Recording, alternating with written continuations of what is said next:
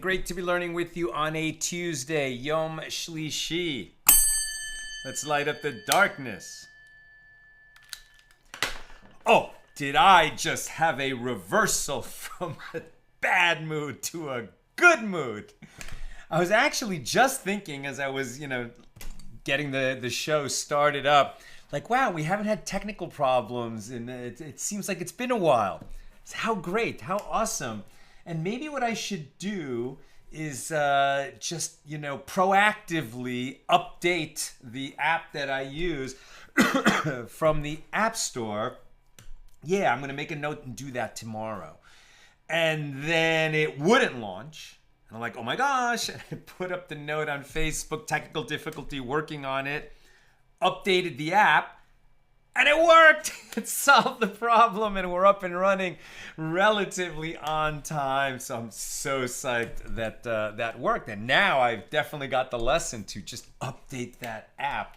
I wish I would get a notice that, hey, update it, or it should auto-update. I don't know why it doesn't. All the other apps do. But anyway, I'm so glad that we're up and running. Who's in the house? Yehud in South Carolina, Stephen in Maine, Paula in the Great Northwest, Sharon in New Jersey, Joe in the Inland Empire, Lucy in Minnesota, Guy in Ohio, Paula's here, Shandor in the Bronx, Bella in Florida, Lorraine in Texas, Bella's in Texas, Abba in Crown Heights, Marjorie in Georgia, I think that is Frank in Tennessee, in San Pedro. I think I just saw an email from you, Frank, and I will, make that formal announcement tomorrow. But so glad that you are all here. Welcome, everybody. Our daf today is page 95.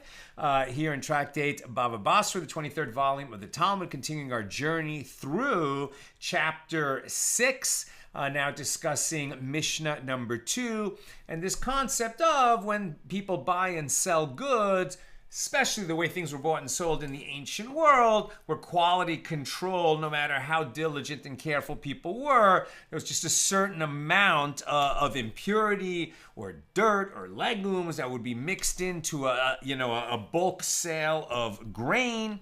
And also we learned that if you're selling barrels of wine, that some small percentage of those barrels will have wine that has soured. And that's just normal, and the buyer knows that that's what he's getting into, and he should expect that some small percentage. But if it's more than that small percentage, okay, then we have a problem. Let's continue. We're picking this up about a little more than halfway, maybe 2/3 of the way down the page on 95a.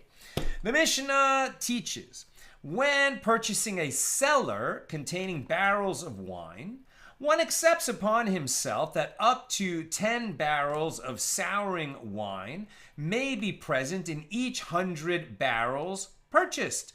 So the Gemara asks, what are the circumstances of the sale? If one said to the buyer, I am selling you a wine cellar, without specification of which cellar he meant, well, then this ruling is difficult, as the Gemara will soon explain. And if he said to him, I am selling to you this wine cellar, then it is still difficult. And the Gemara explains, if the seller says to the purchaser, I am selling you this wine cellar, so it is difficult because it is taught in a boraisa. If one said to a buyer, I am selling to you a wine cellar, right, a generic wine cellar, then he is required to give him wine that is all of good quality, and the buyer does not have to accept any quantity of souring wine. In other words, a cellar now is an amount. I am selling you a cellar's worth of wine, so I have to sell you wine. It can't be wine that has soured. I'm selling you a specific quantity of wine. And according to this boraisa, that means that all of the wine has to be of good quality. If the seller said, I am selling to you this wine cellar, this particular wine cellar, then he may give him the wine that is in his possession, even if it is of the quality. Now, what's the next word that we expect? Even if it's of bad quality, even if it's of a quality, that has soured or partially soured, I'm just selling you what I have. Whatever's in my cellar, I'm selling you that. So, take it as is. It's an as-is sale. I'm selling you this cellar, right? But what's interesting now is how the Gemara describes wine that is not necessarily so good. So if he said, I'm selling to you this particular wine cellar, then the seller may give to him the wine that is in his possession, even if it is of the quality that is sold in the shops. You would think, what is sold in the shops? That sounds like good quality wine. No. What is sold in the shops, this means wine that is beginning to sour. Why? Because if you're storing wine for a long time, okay, so you need wine that will keep for a long time. Once it begins to sour, it's still drinkable. So quickly you sell it to the shops. The shops are selling it to the people who are coming in and having a drink, and they don't mind that it's just beginning to sour. They're getting wine, it has alcohol in it, so it's good enough. If the seller said, I am selling to you this particular cellar, without mentioning the word wine, then even if everything that he gives him is wine that had completely turned to vinegar, well, it has come to the buyer and the sale is valid. Because he didn't say, I'm selling you a wine cellar, I'm not selling you this wine cellar. He just said, I'm selling you this cellar. Maybe there's boxes in the cellar. Maybe there's, hammers and saws and chisels. I'm just selling you what's in the cellar. If there happen to be barrels that used to be wine and now they're vinegar, well, that's what you're getting because you're buying the contents of the cellar. So the Mishnah's ruling above that we heard at the beginning of the class, that the buyer must accept that up to 10% of the wine might be souring, well, that does not accord with any of the rulings of this boraisa, right? So if he said a wine cellar, it all has to be good. If he says this wine cellar, then it has to be, barely wine, but it has to be wine. Even if all of it is at the point of souring, that's okay. And if he just says this cellar, without saying the word wine, then it doesn't matter what's in the barrels, whatever's in them is a sale. But nowhere among those three possibilities do we hear this idea that the seller has to accept that 10% of the barrels may have soured. So how do we square the Mishnah with the boraisa? And the Gemara answers, actually, the Mishnah concerns a case when he said to the buyer, I am selling to you a wine cellar. without specification of which cellar he was selling. That's the highest quality according to the Baraisa. And we should amend the Baraisa and teach the following qualification in the first clause of the Baraisa, that if he says, I am selling you a wine cellar, the buyer accepts upon himself that up to 10 barrels of souring wine may be present in each 100 barrels purchased. The Gemara challenges this addition. But if he sold the buyer a wine cellar without specification of which one he was selling, so it's a cellar's worth of wine, does the buyer accept upon himself any souring wine at all? Didn't Rabbi Chia teach one who sells a barrel of wine to another must give him wine that is all of good quality? So there's no acceptance that some of the wine is of bad quality or some of the wine is on the verge of souring.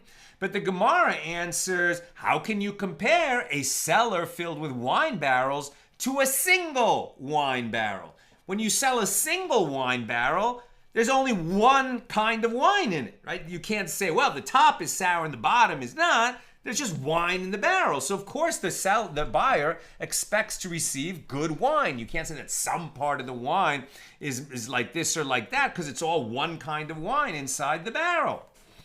The Gemara once again challenges the addition to the Baraisa. But didn't Rav Zevid teach a Baraisa of the school of Rabbi Oshaya? If one says to a buyer, I am selling to you a wine cellar, then he is required to give him wine that is all of good quality. And similarly, if he said, I am selling to you this particular wine cellar, then he is still required to give him wine that is all of good quality, but the buyer accepts upon himself 10 souring barrels per 100 barrels. So it sounds like the 10% rule is in effect when he says, I'm selling you this cellar. Not it can be whatever wine is in those barrels as long as it's wine, but rather if I say I'm selling you this wine cellar, then only 10% of the wine in that cellar can be souring. The rest has to be good, according to this Baraisa taught by Rav Zevid of the school of Rabbi Oshaya. Now we're on page 95b. Rav Zevid concludes, and this is the case of the storeroom, meaning the cellar, that the sages taught in our Mishna. Meaning our Mishna was based on the idea of I'm selling you this wine cellar. It is clear from this Baraisa both that it contradicts the suggested addition to the Baraisa, that suggested emendation from the previous Baraisa, and that the Mishnah concerns a case where one specified which wine cellar he was selling. So rather, as indicated by the Baraisa, the Mishnah also concerns a case where one said to the buyer, I am selling you this particular cellar, and because he specified a particular cellar, C-E-L-L-A-R, not cellar, S-C-L-L-E-R, the cellar, right, the wine cellar, the wine basement, okay. I am specifying a particular basement, so the buyer accepts upon himself the possibility that up to 10 barrels per 100 might be sour. So having retracted the addition to the first Baraisa, the Gemara asks, if so, it is difficult to reconcile the first Baraisa, which rules that if the seller specified that he was selling this particular basement, he must provide wine that is all of good quality. And it's difficult to square that with the second Baraisa, that of Rav Zevid, which rules with regard to the same case in which the seller specified that he was selling this particular basement, that the buyer accepts that up to 10 barrels per 100 may contain souring wine. How do we reconcile these two Baraisas? And the Gemara answers, this is not difficult. La kasha. This Baraisa is referring to a case where the buyer said to him that he needs the wine for cooking. Funny, normally, right, if you like to drink wine and you like to cook, so there's drinking wine and cooking wine, and for most people I would say the drinking wine is higher quality than the cooking wine. But here in the Gemara, when we're talking about cooking wine, we insist that it's of a higher quality. We need higher quality wine for cooking than we might for drinking. Quite interesting.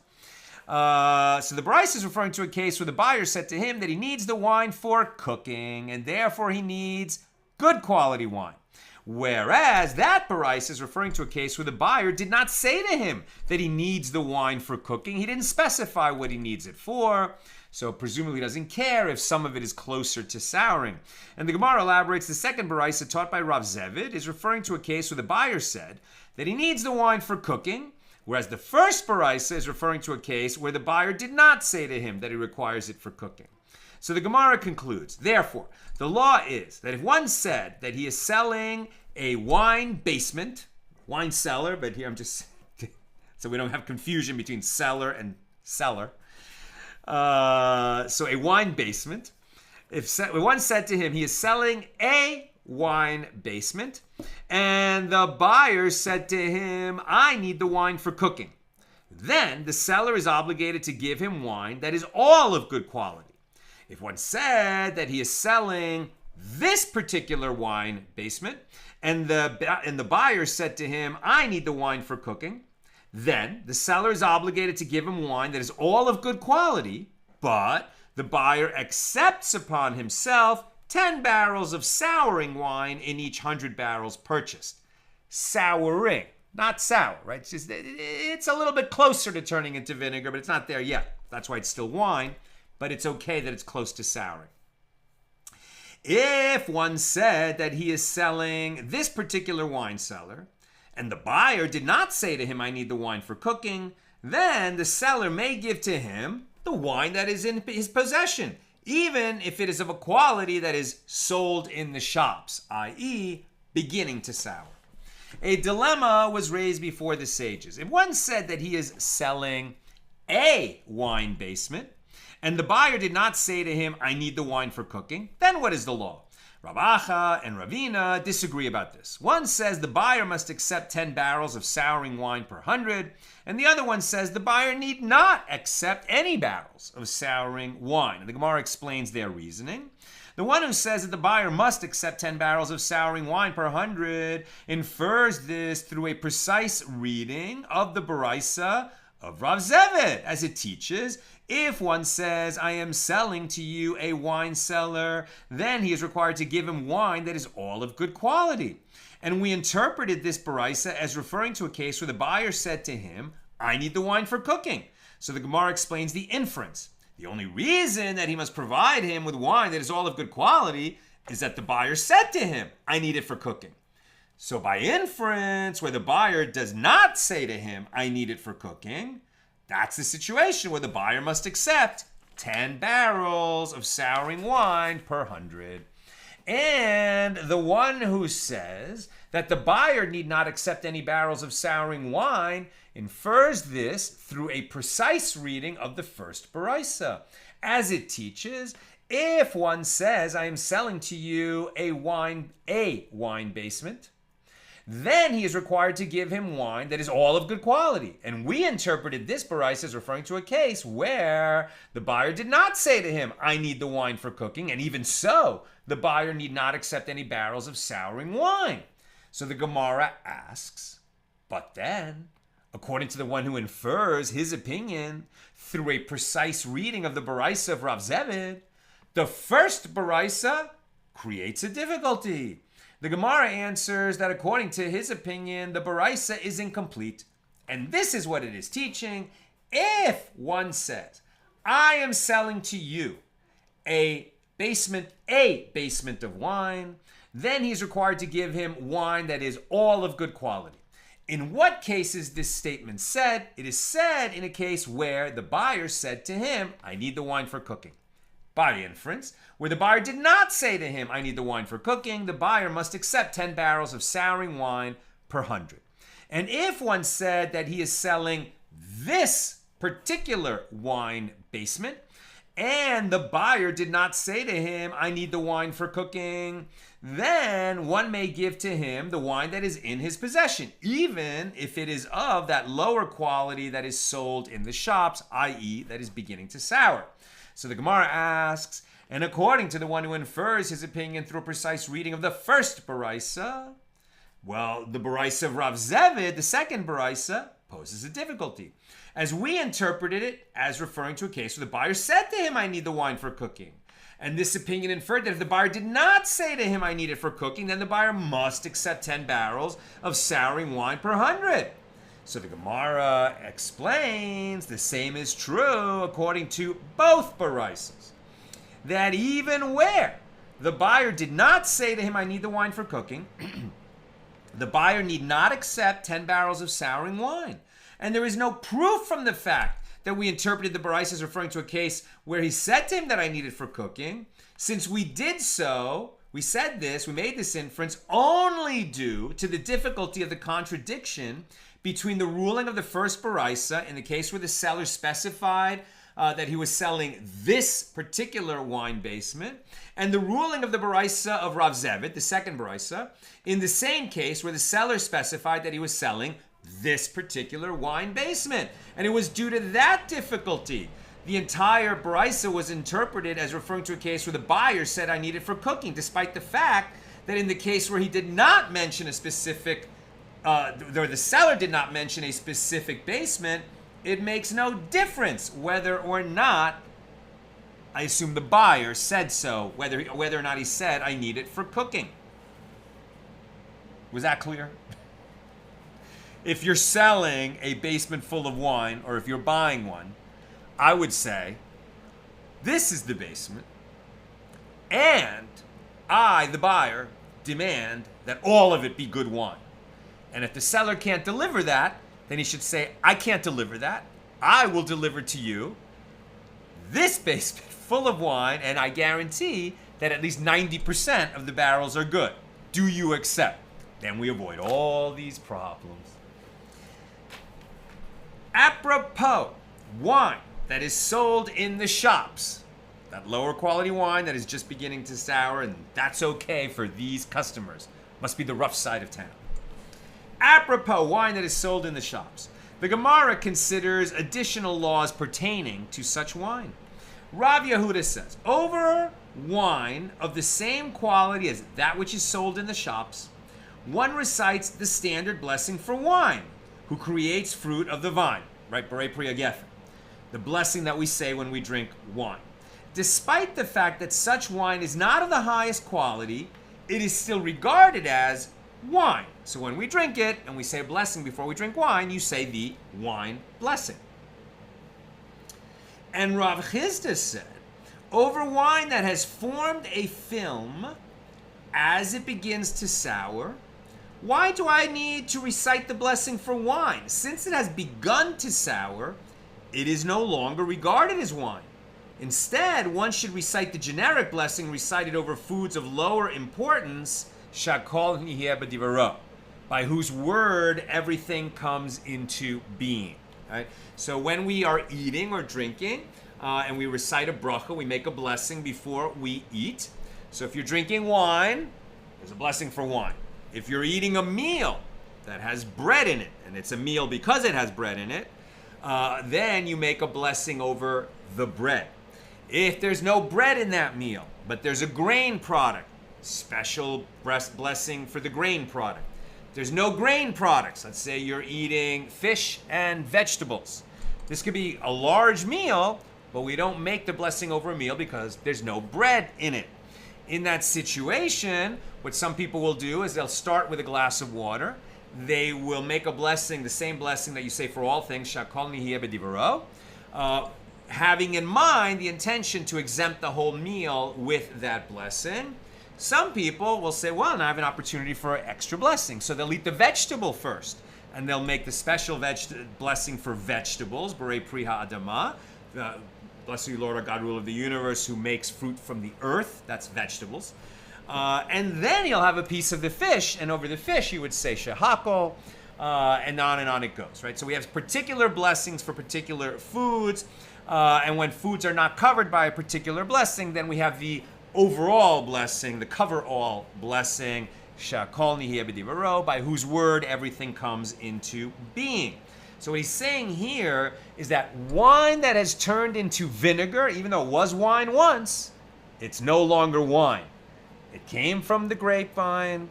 It was wine at one time. But once it becomes vinegar, it is not wine. And if you were going to drink just, vinegar by itself, you would say shehakel.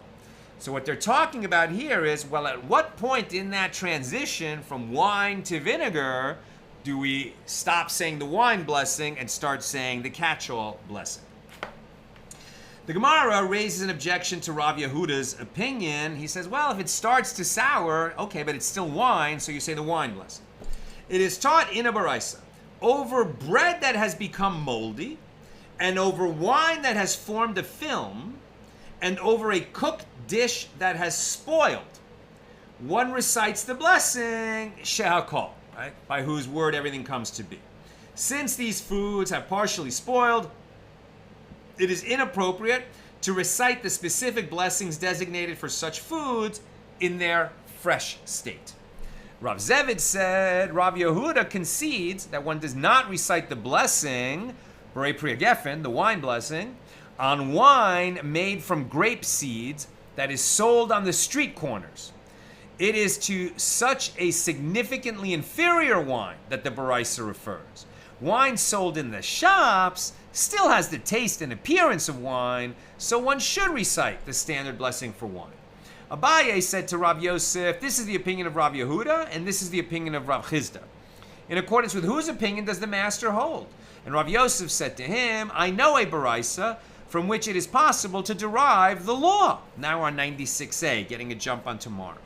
As it is taught in a boraisa, the Tosefta of Terumos 2:8, with regard to one who inspects a barrel to see if it still contains enough wine to continually, mentally separate terumah from it, to exempt other untithed wine that he has, until all the wine in that barrel would be terumah and would be given to a priest, and afterward the contents of the barrel were found to have turned to vinegar, which cannot be set aside as terumah for untithed wine. Then, all 3 days after he last inspected it, it is definitely viewed as having been wine, and any wine for which terumah was separated during those days is tithed. And from that point onward, more than 3 days after the previous inspection, it is uncertain as to whether it has already turned to vinegar, and any wine for which terumah was separated during those days is not tithed. Okay, that was a mouthful. I know that the folks in the class who have been with me for 4 years probably grasp that. But even if you've been with me for 4 years, maybe you didn't. That was a lot, right? So let's just review. If you are producing wine, you've got a vineyard, you're bottling wine, you're making barrels of wine. So before any of that wine can be drunk, or sold for that matter, it needs to be tithed. Tithing means that 2% of it needs to go to a priest, the next 10% goes to a Levite, the next 10% after that is second tithe in 4 of the 7 years of the sabbatical cycle, so you can sell it and use that money to fund your pilgrimage to Jerusalem for the festival. And during some of those years, it's given to the poor. That's the tithing process. So what you might have is that you have a bunch of barrels of wine, and you're going to sell now let's say you have 10 barrels of wine. Okay, so 1/50th of those 10 barrels is terumah, right? That's going to go to a priest. So one way to do it is that when you're going to sell each barrel of wine, you're going to ladle out 2% of it, put that aside in the terumah barrel. A different way to do it is that you've got a barrel set aside, it's filled with wine, and every time you sell a barrel, you say, okay, and 2% of that barrel, I'm designating over here in this barrel as terumah. And you maybe draw a line, like maybe at the bottom you start sort of drawing lines on the outside of the barrel until that a whole barrel's worth of wine has been designated as terumah to exempt other barrels that have been sold or opened for drinking, etc. Now, you can tithe wine in this barrel to exempt and render fit for drinking wine in other barrels. But if this barrel has turned into vinegar, then at that point you can no longer assign contents of this barrel to be terumah for other barrels. You can't tithe vinegar for wine, right? So now what's interesting is, okay, you kept designating, part of this barrel to act as terumah for barrels that you've been selling off. Then it turned to vinegar. Okay, well, it turned to vinegar after it was set aside to be given to a priest. So at the time that those other barrels went out the door or that you drank them, they were tithed properly. Nothing went wrong. Nothing happened that was wrong. The issue is when you realize that the contents of this barrel have turned into vinegar, and you only you don't know when they turned to vinegar. And so how many of the barrels that you used it to tithe for weren't properly tithed because at the time that they were tithed, this was already vinegar. And what they're telling you is, okay, well, at the moment that you discover that this is vinegar, you only have to go back, I guess, 3 days. All 3 days after he last inspected it. Or it's in other words, whenever there was so he has to inspect this periodically. So the last time that he inspected it and it was wine, then for the next 3 days, anything that he tithed during those 3 days is properly tithed. After that, after those 3 days, anything else that was tithed from this barrel that is now rendered vinegar was not properly tithed. Okay, so that's the concept. Now, the Gemara clarifies. What is the Baraisa saying? Rabbi Yochanan says that this is what it is saying. For all of the first 3 days following the inspection, it is definitely viewed as having been wine that had not yet turned to vinegar. From that point onward, it is uncertain as to whether it had already turned to vinegar or not. So accordingly, any wine for which terumah was separated after those 3 days by means of designating the contents of that barrel as terumah, that wine has an uncertain status. We don't know if it's been tithed properly or not. It's like demai, it should be tithed again. What is the reason? And the process in which the wine turns sour and becomes vinegar starts, interesting, with the wine at the top of the barrel. And it is that wine which he tasted when he inspected it. And at that time, it had not yet soured. And even if you say that immediately after he tasted it, the wine began to sour, well, during the following 3 days, it would have the odor of vinegar, but its taste would still be of wine. And anything that has the odor of vinegar, but its taste is of wine, this is still regarded as wine. And you would, if you drank it, you would say the blessing for wine over it. And if you were using it to exempt other wine, saying that tithing this as terumah for other wine, then it was properly tithed. And Rabbi Yehoshua ben Levi says that there is a different interpretation of the Baraisa. For all of the last 3 days preceding the discovery that the wine had turned into vinegar, it is definitely viewed as having been vinegar. And from that point and earlier, until the time it had been inspected, it is uncertain whether or not it was wine or vinegar, a much more stringent opinion. And what is the reason? The process in which wine turns sour and becomes vinegar starts with the wine at the bottom of the barrel. Uh-oh, that's a big contradiction. At the bottom of the barrel. And therefore, since the inspection was limited to the wine at the top of the barrel, it is possible to say that the wine at the bottom had already started to sour and one was unaware of it. Consequently, it is possible that on the day he tasted it, the wine turned entirely into vinegar. And even if you say that the process in which wine turns sour and becomes vinegar starts with the wine at the top of the barrel, and it is that wine that he tasted when he inspected it, and at that time it had not yet soured, perhaps immediately after he tasted it, the wine began to sour, in which case its odor would be of vinegar and its taste of wine, and anything that has an odor of vinegar but its taste is of wine is regarded as vinegar. Very different interpretation.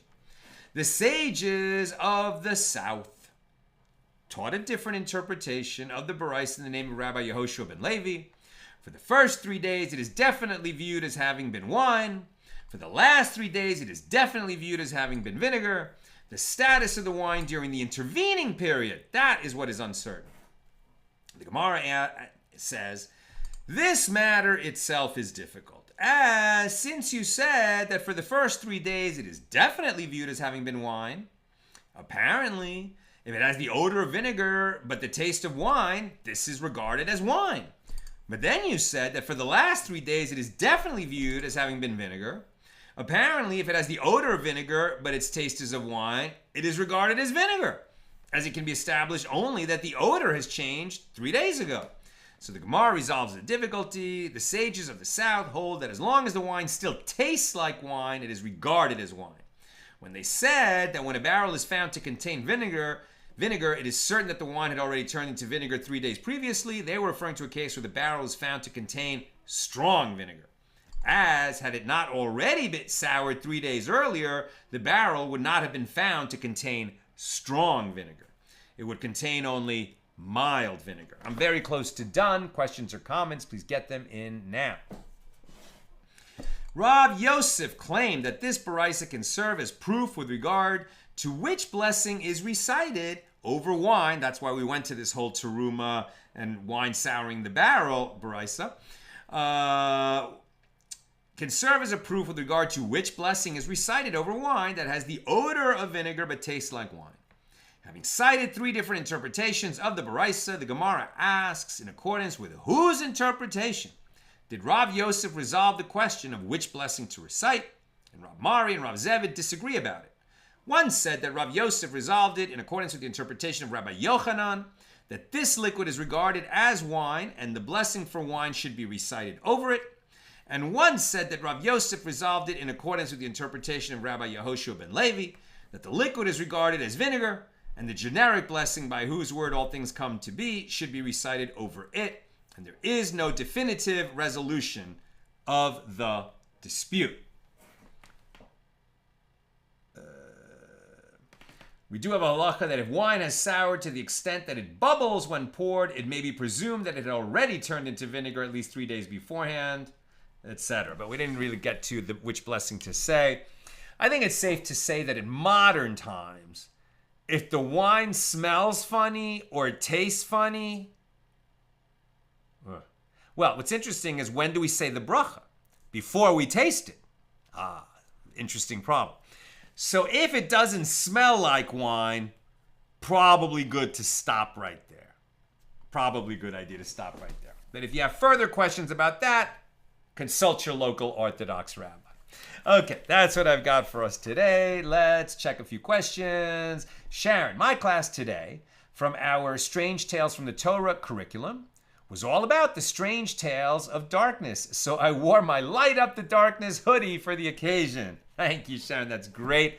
We have awesome Accidental Talmudist merch at shop.accidentaltalmudist.org, including wonderful t-shirts and sweatshirts that say Light Up the Darkness. Sharon also says, but what if the wine in that particular cellar does not measure up to the quality in these standards?